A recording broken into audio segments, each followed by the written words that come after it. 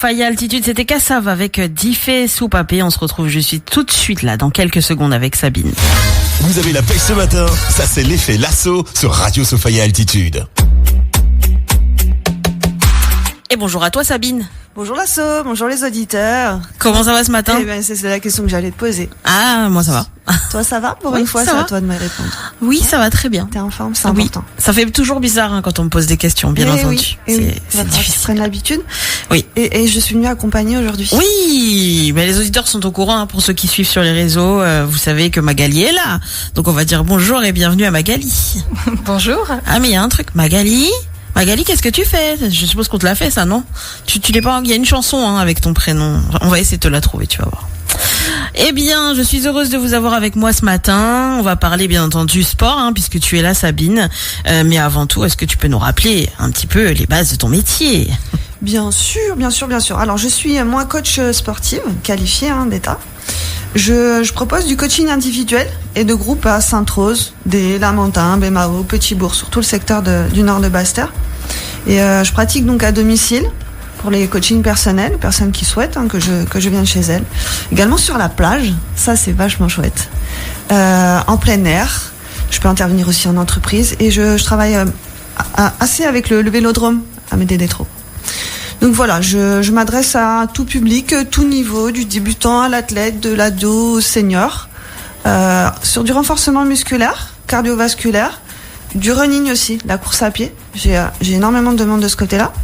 L'apprentissage du vélo pour les adultes, ça c'est quelque chose qui est un petit peu spécifique, mais beaucoup ne savent pas faire de vélo et en ont le désir. Du stretching, de la relaxation, de la marche nordique, voilà, toutes les activités que je suis en capacité d'accompagner. Et les personnes qui me demandent un coaching ont souvent plusieurs intérêts. Donc soit elles souhaitent gagner en mobilité, en souplesse, en équilibre, ou alors uniquement prendre soin d'elles, se faire plaisir, s'entretenir. Et puis forcément, il y a aussi des objectifs de perte de poids, de prendre de la masse musculaire, se sentir plus fort, plus costaud, avec une meilleure posture. Tu sais, redresser les épaules. C'est vrai que c'est important. C'est très important. Donc plus spécifiquement, j'accompagne aussi des femmes enceintes, les personnes à se rétablir d'une blessure, d'une maladie. Donc plutôt du sport santé et du sport adapté pour les personnes en situation de handicap. Voilà. Je fais aussi la préparation physique au vélodrome pour les sportifs de haut niveau. J'en avais fait intervenir deux il y a quelques semaines, nos deux jeunes sportifs de Effectivement. Ouais. C'était une belle expérience d'ailleurs, ce petit moment passé. Voilà, donc Magali, qu'est-ce que tu fais parmi nous? Tu vas venir nous parler de ton expérience sportive avec Sabine. Comment tu as connu Sabine? Comment j'ai connu Sabine? Sabine est venue à moi. Et donc Magali m'a connue par personne interposée, bouche à oreille. Et c'est justement un des principaux moyens, en tout cas, de me contacter. Bien que vous pouvez composer aussi mon numéro de téléphone. C'est ça, rappelle-le. Et m'appeler directement. Rappelle ton petit numéro. 06 90 55 13 12. N'hésitez pas. Voilà. Si vous avez qu'une question au passage. Tout simplement. Alors j'ai ouï dire que Magali ne faisait pas du tout de sport à la base. Et que en fait, finalement, ça se passe super bien avec Sabine. Et finalement, limite, tu prends goût et t'as envie d'en faire encore plus. Oui, c'est vrai, ça fait quelques mois maintenant qu'on a commencé, c'était en novembre, je crois, l'année dernière. Ouais. Et je pensais pas que j'allais tenir si longtemps, pour être honnête. Mais il faut le tenter. C'est ça.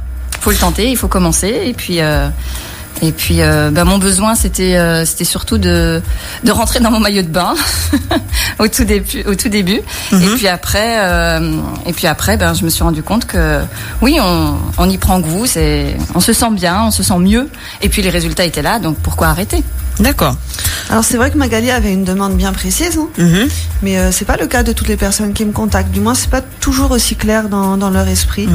Et on va généralement eux et moi dans l'échange plutôt construire la formulation de ces besoins-là. Ça va être important pour démarrer en fait, avoir un point de départ. Et la deuxième étape, c'est de définir des objectifs opérationnels et mesurables. Donc on définit aussi des critères d'évaluation, et ces critères ils peuvent être très personnels, Donc comme décider de faire des photos avant de démarrer le coaching ou de choisir un vêtement, là le maillot de bain, hein, c'est l'exemple que tu as utilisé. De prendre ses mensurations ou le fameux pèse-personne, hein, Oui. tout simplement. Et puis un deuxième critère d'évaluation, là c'est moi qui vais le proposer, qui vais l'imposer, c'est de faire des exercices calculés que je vais enregistrer et qui seront réévalués en cours de cycle pour voir s'il y a une progression dans toute l'évolution du sportif. Et ça, c'est quel que soit l'objectif, quelle que soit la personne qui vient vers toi. Oui. Il n'y a pas d'âge, il n'y a pas de... C'est ça. Oui, c'est important de savoir d'où on part et où on va. Voilà. D'accord. Donc Magali a choisi son maillot de bain qu'elle voulait porter pour une occasion particulière, je crois. Oui, pour le 40e anniversaire, ouais, pour une belle fête qui était organisée et puis pour être mieux en fait, c'est pas forcément que je rentrais pas dans mon maillot sinon je l'aurais pas acheté, mais c'est vrai que j'avais envie, j'allais le porter tous les jours pendant plusieurs jours et j'avais envie d'être bien dedans et j'ai réussi en un mois, hein. J'ai réussi quand même déjà à avoir des premiers résultats en un mois pour au moins me sentir très bien dans ce maillot qu'on avait pris en photo, donc ouais. D'accord. Voilà, il y avait le maillot et les photos. Et le mois, c'était un objectif fixé, mais il y a la question de la temporalité. Hein. C'est ce que j'allais dire, voilà. Là, donc pour toi, Magali, on a dit depuis le mois de novembre, c'est ça ? Donc là, on est déjà sur presque 5 mois. Ouais. Voilà. Mais combien de temps ça dure en moyenne un coaching ? C'est très variable l'assaut, mais il est primordial pourtant d'estimer la temporalité, de faire une estimation. C'est-à-dire que le sportif et le coach doivent être en accord sur le temps qu'il pourrait falloir pour obtenir des résultats. Bien qu'il est impossible, bien sûr, de faire des pronostics dans le futur, mon expérience me permet d'estimer selon les cycles de travail proposés, les périodes d'évolution du sportif que j'accompagne, voilà, d'être dans une prévision, de voir à peu près. Tout dépend, bien entendu, je sais pas comment te dire, ce sont des hypothèses. Car il y a de nombreux facteurs qui rentrent en compte. Et le premier, je pense que c'est que le corps a besoin de temps pour qu'une transformation s'opère, déjà. Donc quand on veut prendre de la masse musculaire, qu'on veut perdre du poids, qu'on veut améliorer son cardio, ou qu'on veut être plus souple, ça ne se fait pas en un claquement de doigts. Donc en fonction de la condition de chacun, je vais et du nombre de séances qu'elle choisit, je vais pouvoir faire une estimation et puis on voit ensuite progressivement. Donc, c'est vraiment très variable. Une chose est sûre, c'est que la régularité est toujours payante, toujours, et la volonté du pratiquant aussi, la force de son engagement physique, musculaire, l'application des consignes et le plaisir sont autant de facteurs qui vont favoriser sa réussite. Je ne sais pas ce que tu en penses, Magali, par rapport à ton expérience. La régularité et la volonté de bien faire.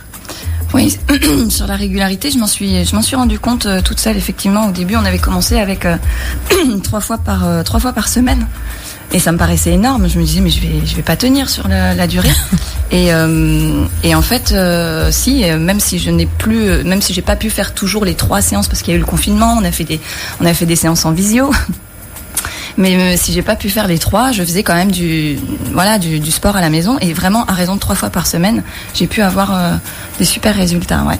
C'est vrai. Est-ce que justement tu as connu Sabine comme ça, tu as des objectifs à atteindre, est-ce que tu as eu des craintes, est-ce que 3 séances ça a été imposé, comment on est venu sur le choix de 3 séances et puis il y a plein de choses en fait quand on démarre un coaching comme ça. C'est Sabine qui a suite à l'évaluation à la première séance très chiffrée où je m'y attendais pas en fait. Moi je pensais que j'allais faire du sport directement, mais c'est vrai que la première elle était très chiffrée et là je me suis rendu compte un peu de l'engagement que je prenais. Et c'est elle qui a décidé donc qu'il fallait pour plusieurs semaines, mais c'est jamais gravé dans le marbre. Donc on avait décidé pour plusieurs semaines à raison de 3 fois par semaine. Et puis ça a évolué ensuite. Ouais. Donc pour là tu fais plus aussi. Tu fais plus que 3 fois par semaine maintenant ? Non, quand même. Non, 3 fois c'est déjà bien. Dans mon programme c'est déjà bien.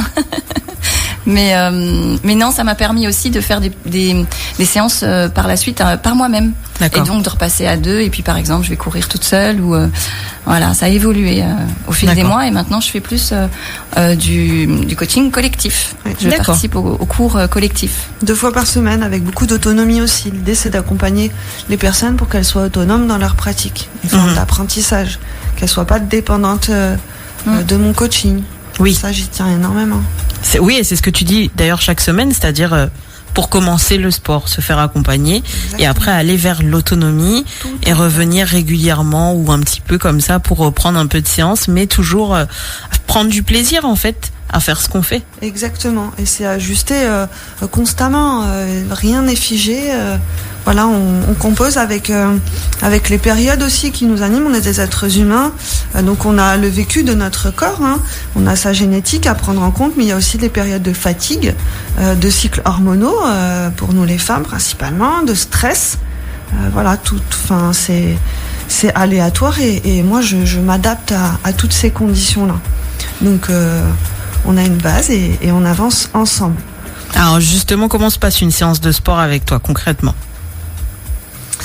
Alors, une séance de sport type.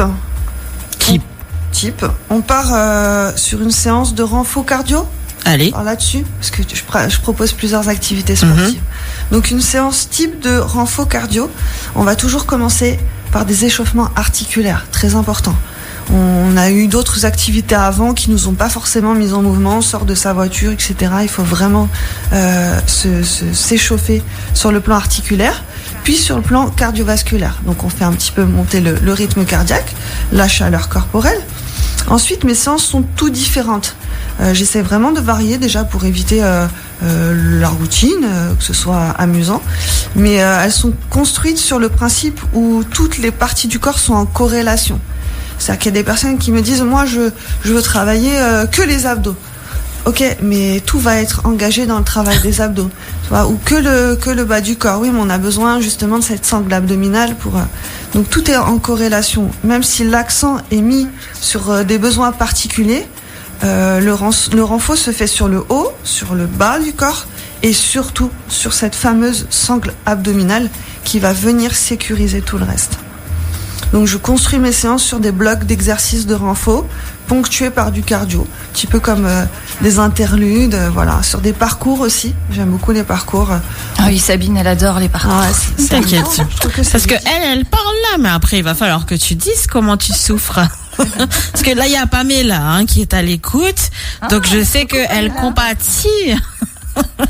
Mais c'est ça, c'est de s'amuser, c'est des parcours, c'est du challenge.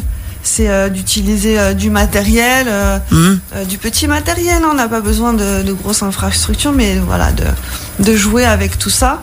Et voilà, le plus important, c'est franchement de prendre du plaisir.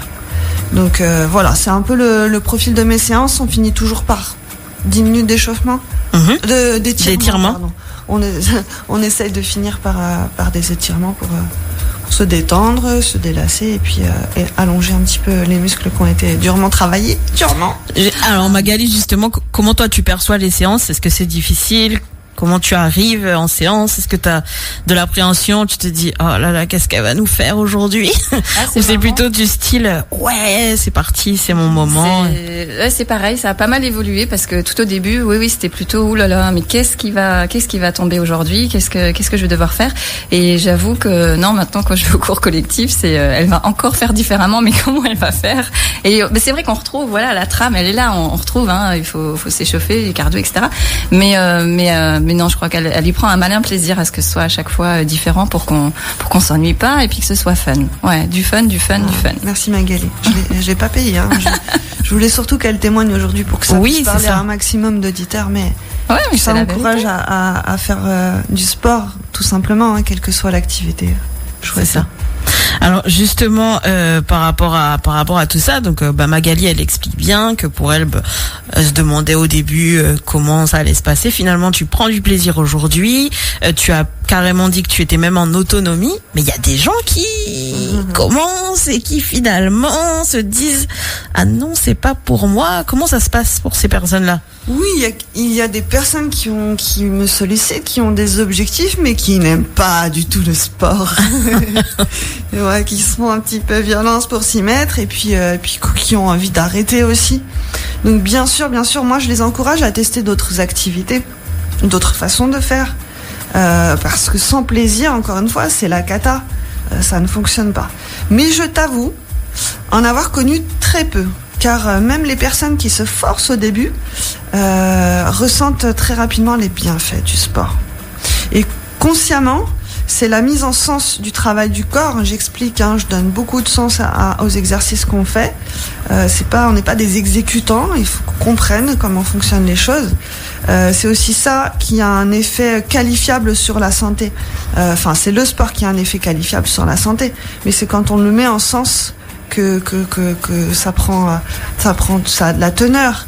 Et puis on ressent rapidement qu'on a plus de souffle, qu'on peut se déplacer plus facilement, qu'on a plus de force. Voilà, le transit fonctionne mieux. Donc tous ces éléments-là sont qualifiables vraiment même en début de parcours. Il y a aussi le ressenti. Le ressenti, ce sentiment de mieux-être qui traverse notre corps pendant et après une séance de sport. Est-ce que tu ressens ça, toi, Magali, quand tu pratiques? Oui, tout de suite après le sport, un sentiment de bien-être, c'est vrai, mais surtout de fierté en fait, parce qu'à chaque fois ça dure 1 heure, on se dit je vais jamais y arriver pendant, et puis de grande fierté, si, de se sentir plus ferme et plus forte. Ça, forcément, ça fait plaisir, quoi. Ça aide au quotidien aussi. Moi, par exemple, j'aime beaucoup randonner et je peux y aller vraiment plus facilement. La dernière fois, j'ai grimpé un mur de racines. Non, mais le truc. Oui, j'aurais pu y arriver avant, mais vraiment avec plus de difficultés. Et non, là maintenant, je trouve que au niveau des bras et puis quelques kilos en moins, ça, c'est sûr, c'est agréable également. Et ça facilite les choses, mais ouais. Oui, je suis d'accord. Et je suis très très fière. Ouais, c'est vrai. Ça développe un sacré sentiment de fierté. Un sentiment de fierté aussi parce que je me permets d'intervenir sur ta situation. C'est que tu t'es mis aussi à la course à pied. Et ça, c'était pas au programme dès le départ. C'est vrai. Et ça s'est révélé être un outil pour travailler certains aspects de ta forme. Et finalement, tu y prends goût. Ben oui, je l'ai découvert. C'est vrai qu'on l'avait fait, je sais plus, c'était il y a quelques semaines. Non, ça fait quand même quelques mois maintenant, mais on avait juste fait un 400 mètres autour du vélodrome, je sais plus. Sous la forme d'un échauffement, un petit peu de cardio. Ouais. Ah non, c'était à Sainte-Rose, c'était ici. C'était ici à Sainte-Rose que j'ai fait mon premier footing. et puis voilà, on a continué. Voilà, et après, il y a des choses qui nous échappent, c'est-à-dire que sur le plan hormonal, les endorphines se dégagent. C'est un antidouleur très puissant qui donne une sensation de bien-être. La dopamine aussi, qui joue sur la motivation, la concentration pendant son activité sportive, mais dans sa vie de manière générale. L'ocytocine, l'hormone qui s'appelle ocytocine, qui régule nos émotions, le stress. Donc tout ça, ça nous échappe. Et quand on pratique une activité sportive, les hormones se dégagent, on se sent forcément mieux. Donc même pour les personnes qui n'aiment pas le sport, qui au début viennent avec quelques réticences, finissent par adhérer. Encore une fois, il faut choisir la bonne activité, celle qui correspond à notre personnalité. Et puis les choses se font ensuite naturellement. Donc ça aboutit à cette prise de confiance en soi, ce sentiment de fierté. Et j'ai même envie de dire que les personnes les plus réticentes au début sont celles qui en redemandent le plus. J'ai eu un témoignage là sur Insta d'un auditeur qui dit c'était pareil pour moi, au début j'avais peur et finalement au bout d'un mois maintenant il fait beaucoup de sport en fait. Il faisait du sport tout seul, pas forcément bien. Il m'expliquait, parce que j'ai quand même un peu échangé pour bien comprendre. Il disait qu'il s'appelle Marcus. Il disait qu'en fait il a eu du mal au début. C'est passé par y aller, pratiquer, et puis maintenant c'est comme une drogue, il dit. Avec excès, attention. Ouais. Mais en tout cas, oui, c'est ça, c'est de s'y mettre et d'y prendre goût. En termes de santé, le sport. Mais mettez-vous au sport, quelle que soit l'activité que vous choisissez, ou allez marcher. Je vous le dis tous les lundis, mettez-vous en mouvement. Bon, En tout cas, Magali, elle est en mouvement. Ouais. Elle a pas l'air d'être malheureuse. Un grand sourire. Est-ce que tu as atteint tes objectifs, Magali? Oui, ouais. Atteint. J'ai retrouvé mon poids avant mes maternités, avant mes grossesses. Et là, c'était même pas envisageable. En fait, j'avais pas visé ça, mais je m'en suis rendu compte parce que les chiffres et moi, en fait, on fait 2 et j'avais pas sorti la balance depuis très longtemps. Et là, quand je l'ai fait, j'ai dit mais dis donc. Et je suis revenue au poids d'avant. Et puis je vais pas m'arrêter parce que je me sens bien, donc je vais continuer. Bon, en tout cas, on t'encourage. On est avec toi. Merci. Merci d'être venue aujourd'hui, Magali, pour témoigner. Merci de m'avoir accueilli. J'espère que ça va vous donner envie, chers auditeurs, de vous y mettre. Oui, et puis comme on disait, quelle que soit l'activité que vous aurez choisie, ça peut être la marche, le cardio, il y a plein de choses, le vélo, la natation. C'est ça, aller nager en mer, enfin, peu importe, mais bouger, vraiment bouger. On a fait une petite photo tout à l'heure, on va la publier sur les réseaux sociaux. Si vous voulez voir le portrait de Magali, n'hésitez pas à vous connecter. Mon Facebook, Instagram, Sabine Mauve, SABINMOOV. On va diffuser tout ça et à lundi prochain. Là, ça marche, Sabine. Très belle semaine à toi. Merci. Très belle semaine, Magali. Merci à vous aussi. Merci beaucoup. Et puis à très bientôt, les filles. À bientôt. Au revoir. Et on laisse tout de suite place au journal d'information nationale. On se retrouve juste après en musique. Belle matinée à notre écoute.